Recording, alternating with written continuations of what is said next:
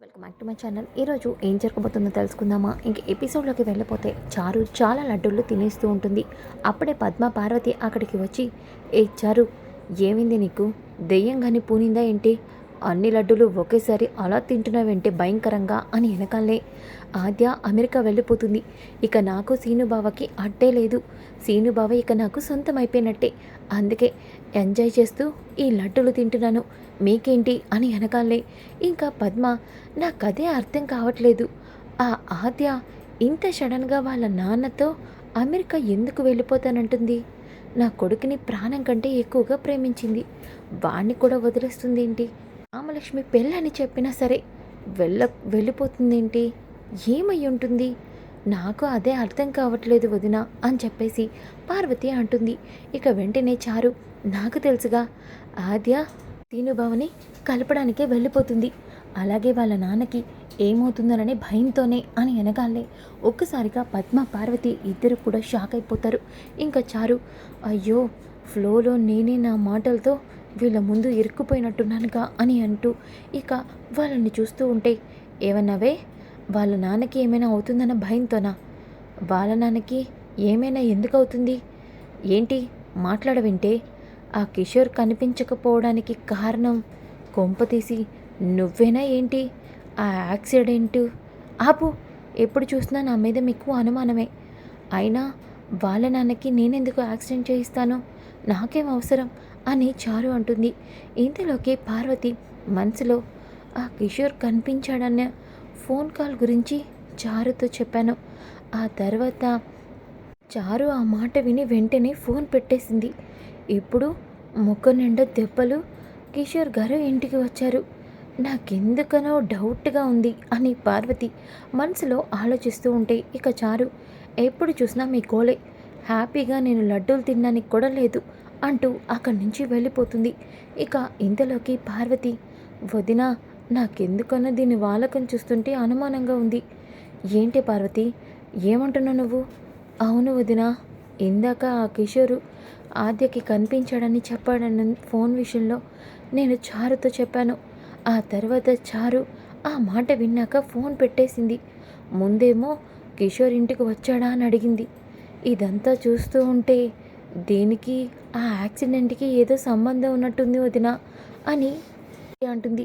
ఇక పక్కనే ఉన్న పద్మ, ఏంటే, ఏం మాట్లాడుతున్నావు? నిజమేలే, ఇది అనుకున్నది సాధించడం కోసం ఏదైనా చేస్తుంది.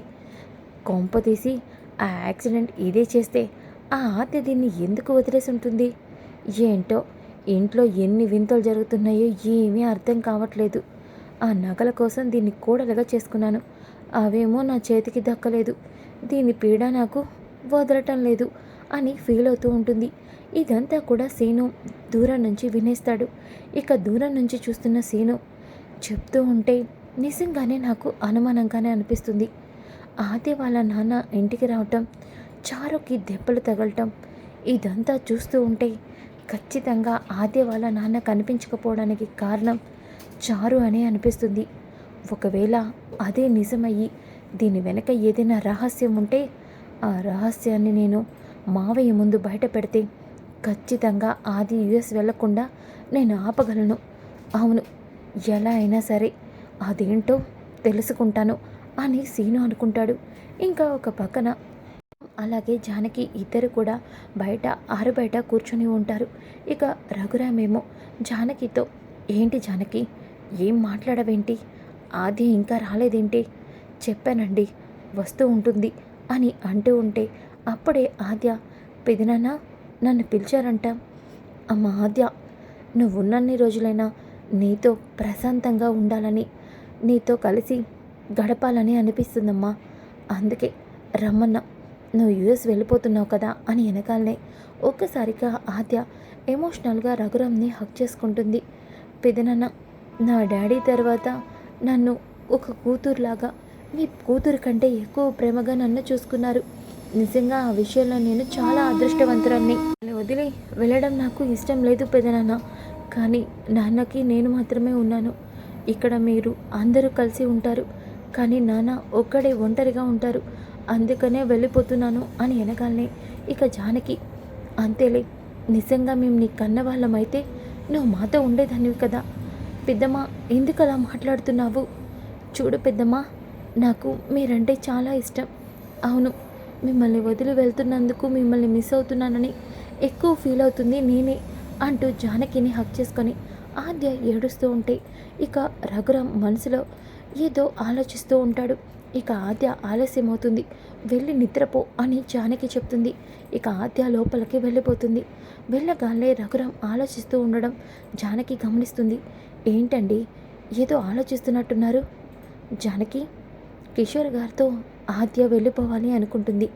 కానీ మనం ఆద్యకి మంచి సంబంధం చూసి పెళ్లి చేస్తే ఆద్య ఇక్కడే ఉంటుంది కదా. చాలా బాగా చెప్పారండి. కానీ ఇప్పటికిప్పుడు మంచి సంబంధం అంటే జానకి, నాకు తెలిసిన ఒక మంచి సంబంధం ఉంది. ఆ అబ్బాయి యుఎస్లోనే చదువుకున్నాడు, కానీ ఇక్కడ సెటిల్ అవ్వాలని ఇక్కడే ఉద్యోగం చేసుకుంటున్నాడు. చాలా మంచి కుటుంబం. ఖచ్చితంగా ఆ అబ్బాయి ఆద్యకి నచ్చుతాడు. రేపే నేను వాళ్ళతో మాట్లాడతాను. అది కాదండి, ఒకసారి కిషోర్ గారితో కూడా మాట్లాడి ఆ తర్వాత మీరు ఆ సంబంధం వాళ్ళతో మాట్లాడండి అని అనగానే రఘురాం సరే రేపే నేను మాట్లాడతాను అని జానకికి చెప్తాడు. ఇంకా ఉదయం అవుతుంది. ఉదయమైన తర్వాత ఇక రామలక్ష్మి కాలేజ్కి వెళ్తూ ఉంటుంది. ఇక రామలక్ష్మి కాలేజ్కి వెళ్ళగానే రామలక్ష్మి ఫోన్కి చాలా ఫొటోస్ వస్తూ ఉంటాయి. ఇక రామలక్ష్మి, ఇదేంటి నా ఫోన్కి ఇన్ని ఫొటోస్ వస్తున్నాయి, ఎవరి ఫోటోలు ఇవన్నీ అని చెప్పేసి మొబైల్ ఓపెన్ చేసి చూస్తుంది. ఒక్కసారిగా శౌర్య అలాగే శౌర్య పక్కన వేరే అమ్మాయి ఇద్దరు కలిసి చాలా క్లోజ్గా ఉన్న ఫొటోస్ ఉంటాయి. అవి చూసి ఒక్కసారిగా రామలక్ష్మి అక్కడికక్కడే కుప్పకూలిపోతుంది. ఇక రామ స్నేహితురాలు, రామా ఏమైందే, ఎందుకలా బాధపడుతున్నావు? ఆ ఫోన్లో ఏముంది? ఏంటి ఫోన్లో? ఏం లేదు, ఏం లేదు. ఇదేంటి కోచ్ సార్తో ఈ పక్కన ఈ అమ్మాయి ఎవరు? అయినా కోచ్ సార్ అలాంటి వారు కాదు. అవును, నా సార్ గురించి నాకు బాగా తెలుసు. ఇదంతా అబద్ధం, ఇదంతా ఎవరో కావాలని చేస్తున్నారు. సార్ గురించి నాకు బాగా తెలుసు అంటూ రామలక్ష్మి ఫోన్ తీసుకొని అక్కడి నుంచి వెళ్ళిపోతుంది. ఇంకా ఒక పక్కన ప్రభాస్ ఏమో, ఒరేయ్ నేను చెప్పిన పని ఏం చేశారా అని ఫ్రెండ్ని అడుగుతాడు. అరే, నువ్వు చెప్పినట్టే ఆ ఫొటోస్ అన్నీ రామలక్ష్మి ఫోన్ నెంబర్కి సెండ్ చేశాను. కానీ మళ్ళీ ఏ రకంగా మనం ఇరుక్కుంటామనని భయంగా ఉందిరా. చూడు, నేనుండగా నువ్వు ఎప్పటికీ ఇరుక్కో.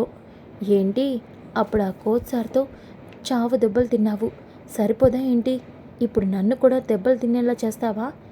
ఒరేయ్, ఎందుకురా భయపడతావు? నేను విన్నాను కదా.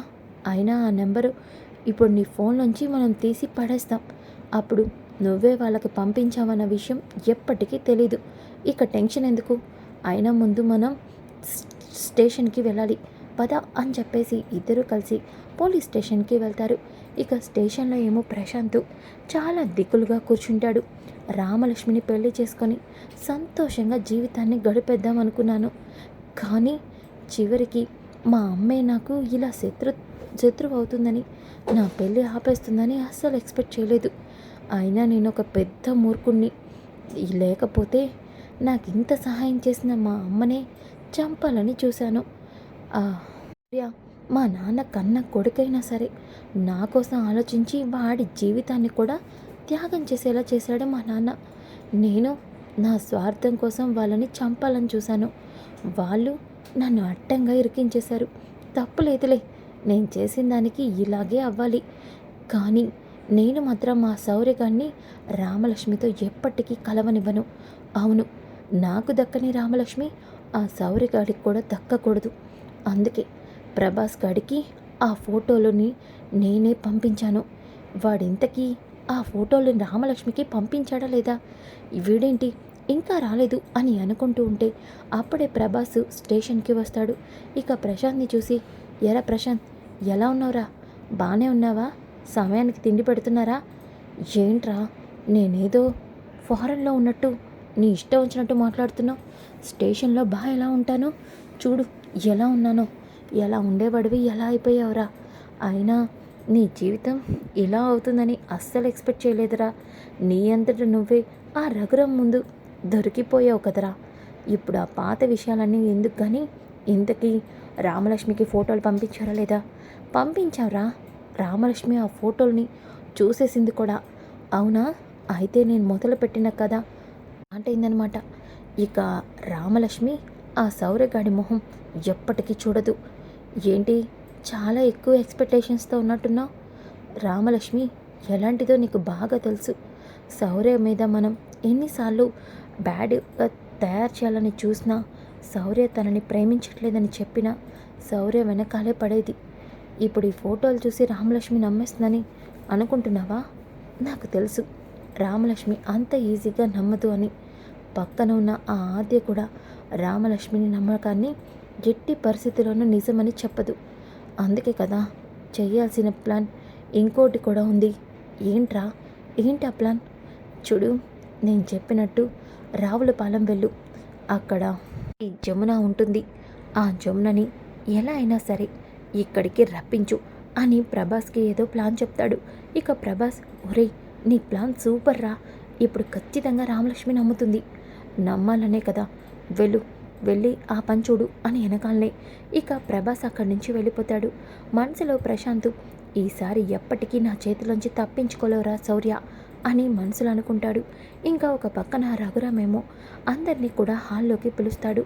అందరూ కూడా హాల్లో నుంచొని రఘురామ్ ఏం చెప్తాడని ఎదురు చూస్తూ ఉంటే ఇక కిషోర్ ఏమో, రఘురామ్ గారు నాతో ఏదో మాట్లాడాలన్నారు. కిషోర్ గారు, మీకు అభ్యంతరం లేకపోతే ఆద్యకి ఇక్కడే మంచి సంబంధం చూసి రామలక్ష్మితో కలిసి పెళ్లి చేయాలి అనుకుంటున్నాం. మాకు తెలిసిన చాలా మంచి కుర్రోడు ఒకడు ఉన్నాడు. మీకు ఇష్టమైతే ఆద్యకి ఆ సంబంధాన్ని కుదుర్చుతాం అని అనగానే ఒక్కసారిగా శ్రీను చారు షాక్ అయిపోతారు. ఇక ఆద్య కూడా షాక్ అయి శ్రీను వైపు చూస్తుంది. శ్రీను, ఇదేంటి మావయ్య, ఎలా అయినా ఈ చారుని నా జీవితంలోంచి పంపించేసి ఆద్యని పెళ్లి చేసుకోవాలనుకుంటే ఇప్పుడు ఆద్యకి సంబంధం తీసుకొస్తున్నారేంటి?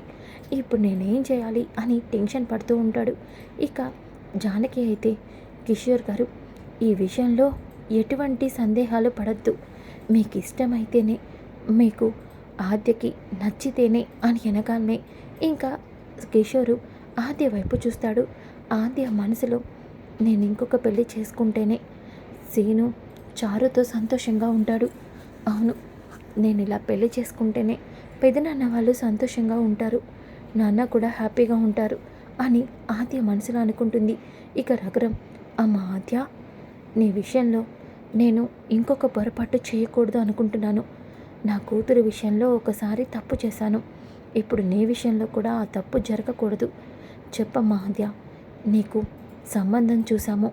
ఆ సంబంధాన్ని ఇంటికి పిలిపించమంటావా? నీకు నచ్చితేనే పెళ్ళి. పెదనాన్న, మీ అందరి ఇష్టమే నా ఇష్టం.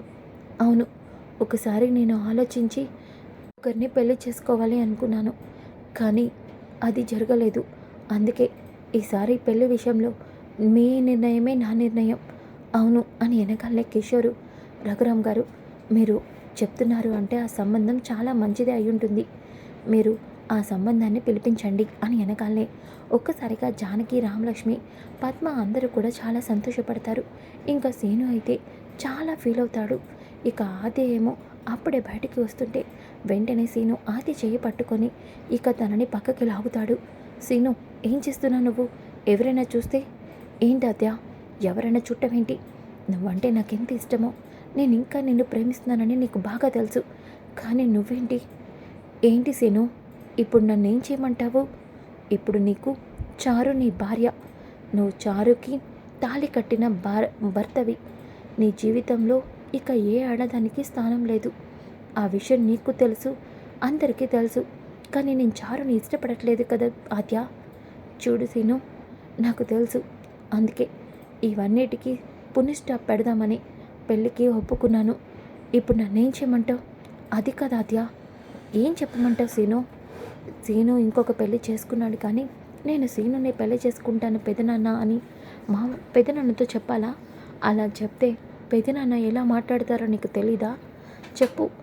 చూడు శ్రీను, ఇక నా గురించి ఆలోచించడం మానేసి నువ్వు చారుని ఎలా చూసుకోవాలి, ఎలా దగ్గర అవ్వాలో దాని గురించి ఆలోచించు అని చెప్పి ఆద్య అక్కడి నుంచి వెళ్ళిపోతుంది. సీను చాలా బాధపడతాడు. ఆద్య, ఎందుకు నీకు అర్థం కావట్లేదు?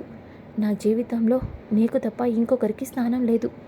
ఆ చారు ఎప్పటికీ నాకు భార్య కాలేదు అని సీను ఎలా అయినా సరే చారు నిజ స్వరూపాన్ని అందరి ముందు బయట పెడతాను అని అనుకుంటాడు.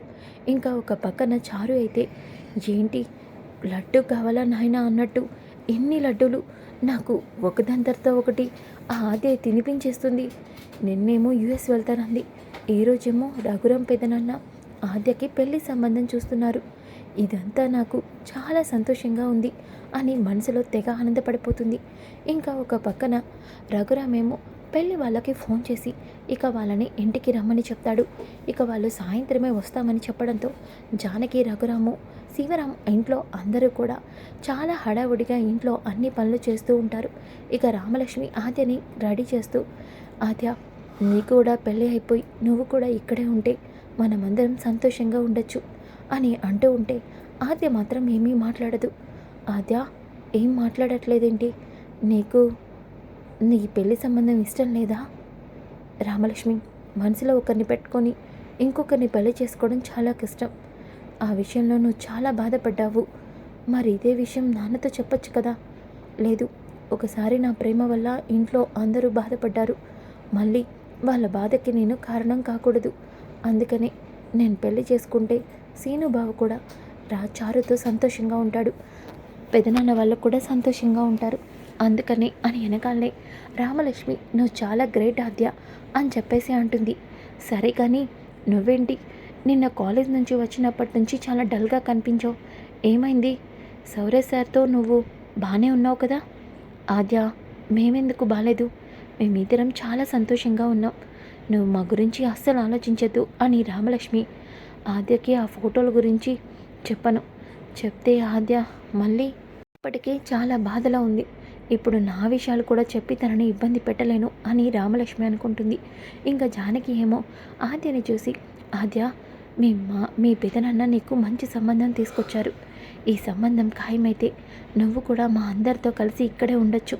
ఆ విషయం తలుచుకుంటేనే చాలా సంతోషంగా ఉంది. రా మా ఆద్య, వాళ్ళు వచ్చేస్తున్నట్టున్నారు అని అంటూ ఇక జానకి ఆద్యని రెడీ చేస్తూ ఉంటుంది. అప్పుడే రఘురామ్ ఇంటికి పెళ్లి కొడుకు వాళ్ళ అమ్మ నాన్న వస్తూ ఉంటారు. ఇక సీను అలాగే చారు ఆ పెళ్లి కొడుకుని చూస్తూ ఉంటే పెళ్లి కొడుకు చాలా స్మార్ట్గా హ్యాండ్సమ్గా కార్లోంచి కిందకి దిగి వస్తూ ఉంటే ఇక చారు అయితే ఒక్కసారిగా షాక్ అయిపోతుంది. ఇక ఇంతలోకి సీను అయితే వీడేంటి నాకంటే అందంగా నాకంటే స్టైలిష్గా ఉన్నాడు, వీడు ఆద్యని చూస్తే ఆద్య వీడిని ఇష్టపడుతుందా ఏంటి బాబోయ్ అని టెన్షన్ పడుతూ ఉంటాడు. అప్పుడే లోపలికి నమస్కారం అండి అంటూ పెళ్లి కొడుకైతే రఘురామ్ కాళ్ళ మీద పడి ఆశీర్వాదం తీసుకుంటాడు. ఒక్కసారిగా ఇంట్లో అందరూ కూడా బాబు చాలా పెద్ద పెద్ద చదువులు చదివాడని విన్నాము, కానీ ఇంత గౌరవం, అలాగే పెద్దలంటే ఇంత గౌరవంలో ఉన్నాడా అని అంటూ ఉంటే ఇక కిషోర్ కూడా వెరీ గుడ్, నీలాంటి వాళ్ళని నేను ఎప్పుడు కూడా అప్రిషియేట్ చేస్తాను అని కిషోర్ కూడా అతన్ని చూసి పొగుడతాడు. అలాగే నీ చదివేంటి అని అనడంతో ఇక అతను నేను ఫారెన్లో ఎంబీఏ చేశాను, అలాగే కంపెనీలు కూడా స్టార్ట్ చేశాను, ఆ తర్వాత మన ఇండియాలోనే ఉండాలి, ఇక్కడ డెవలప్మెంట్ అవసరమని ఇక్కడికి వచ్చాను, ఇప్పుడు ఇక్కడ బిజినెస్ స్టార్ట్ చేశాను అని చెప్తూ ఉంటే ఒక్కసారిగా కిషోరు చాలా సంతోషపడతాడు. సీను అయితే చాలా జెలస్ ఫీల్ అవుతూ ఉంటాడు.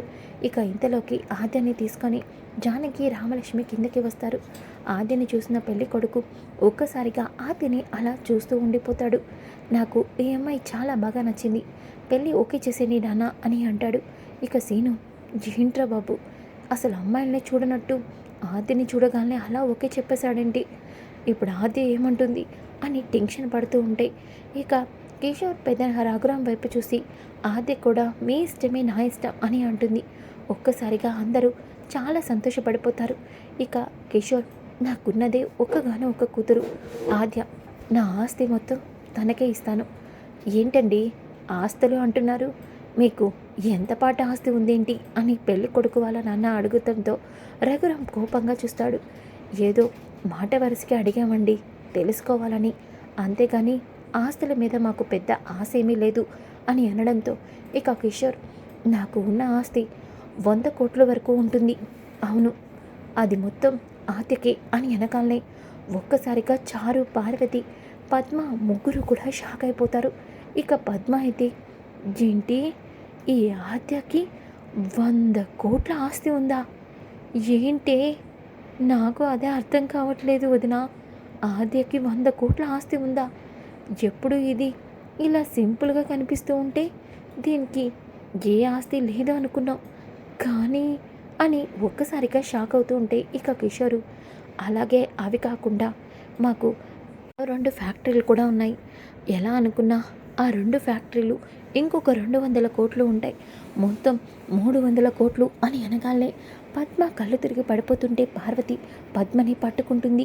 ఇక చారు అయితే, బాబోయ్, ఈ దొంగ మొహం ఆద్యకి 300 కోట్ల ఆస్తి ఉందా అని చాలా ఫీల్ అవుతుంది. సీను మాత్రం అవన్నీ పట్టించుకోకుండా ఆద్యని చూస్తూ బాధపడుతూ అక్కడి నుంచి వెళ్ళిపోతాడు. ఇక పద్మ అయితే, నేను నిజంగానే పిచ్చిదాన్నే. ఈ చారు ఇచ్చిన నగలకి కక్కుర్తిపడి బంగారం లాంటి ఆద్యని వదిలించుకున్నాను. ఆ ఆద్య నా కోడలయ్యుంటే ఈరోజు నేను కోటీశ్వరాలను అయ్యేది. 300 కోట్లు నా ఇంటికి వచ్చేవి. నేనెంత తెలివి తక్కువదాన్నో అని పద్మ చాలా బాధపడుతుంది. ఇక కిషోరు, సంబంధం ఖాయం చేసుకున్నాం, మంచి రోజు చూసి ముహూర్తం పెట్టుకుందాం అని అనడంతో రఘురాం అలాగే వాళ్ళు చాలా సంతోషపడతారు. ఇక రాముడుకు వెళ్ళిపోతున్నప్పుడు ఆద్యని ఫోన్ నెంబర్ అడుగుతాడు. ఇవన్నీ ఇప్పుడు కామనే. పెళ్ళి కాకముందే ఒకరినొకరు తెలుసుకోవడం చాలా మంచిది. అమ్మ, ఆద్య ఫోన్ నెంబర్ ఇవ్వు అని కిషోర్ అనడంతో ఆద్య ఫోన్ నెంబర్ ఇస్తూ శ్రీను వైపు చూస్తుంది. శ్రీను మాత్రం మనసులో చాలా బాధపడుతూ అక్కడి నుంచి వెళ్ళిపోతాడు. ఇక శ్రీను అక్కడే ఉన్న ఒక తలుపుకి చేతిని కొట్టుకొని చేతికి గాయం చేసుకుంటాడు. ఇక అప్పుడే ఆద్య అటుగా వెళ్తూ శ్రీను చేతికి రక్తం రావడం చూస్తుంది. శ్రీను, ఏంటిది? ఇది నీ కంటికి కనిపిస్తుంది ఆద్య, కానీ నా మనసుకైన గాయం నీకు కనబడట్లేదు. ఇది చాలా గట్టిగా, చాలా బలంగా నొప్పిగా ఉంది ఆద్య. నువ్వు ఇంకొక పెళ్ళి చేసుకుంటారంటే నా కళ్ళ ముందు నేను తట్టుకోలేకపోతున్నాను. ఏం చేయమంటావు శ్రీను, చెప్పు. ఇంట్లో వాళ్ళందరి నమ్మకాన్ని వమ్ము చేసి ఇద్దరం ఎక్కడికైనా వెళ్ళిపోదామా? అలా చేస్తే ఏం జరుగుతుందో ఒక్కసారి ఆలోచించు. పరువు ప్రతిష్టలకి నా కూతుర్నే ప్రశాంత్కి ఇచ్చి పెళ్లి చేయాలనుకున్నారు పెదనాన్న. అలాంటిది నేను ఇలా వెళ్ళిపోయి ఉంటే పెదనాన్న బ్రతుకుతారా? పెదనాన్నకి ఏమైనా అయితే పెద్దమ్మ బ్రతుకుతుందా? వాళ్ళిద్దరూ లేకపోతే రామలక్ష్మి ఉంటుందా? చెప్పు. వీళ్ళందరూ లేకపోతే బామ్మ, మీ అమ్మ, మీ నాన్న అందరూ ఏమవుతారు? ఆలోచించు సీను అని అనగానే ఆద్య, అది కాదు, ప్లీజ్ శ్రీను, నేను చెప్పేది విను. నువ్వు చారుతో నీ జీవితాన్ని మొదలుపెట్టు అంటూ కోపంగా అక్కడి నుంచి వెళ్ళిపోతుంది. సో ఫ్రెండ్స్, ట్విస్ట్ అదిరింది కదా. ఇక కమింగ్ ఎపిసోడ్లో చాలా ఇంట్రెస్టింగ్గా ఉంటాయి. Don't miss. ఈ వీడియో నచ్చితే తప్పకుండా లైక్ చేసి షేర్ చేయండి. Thanks for watching.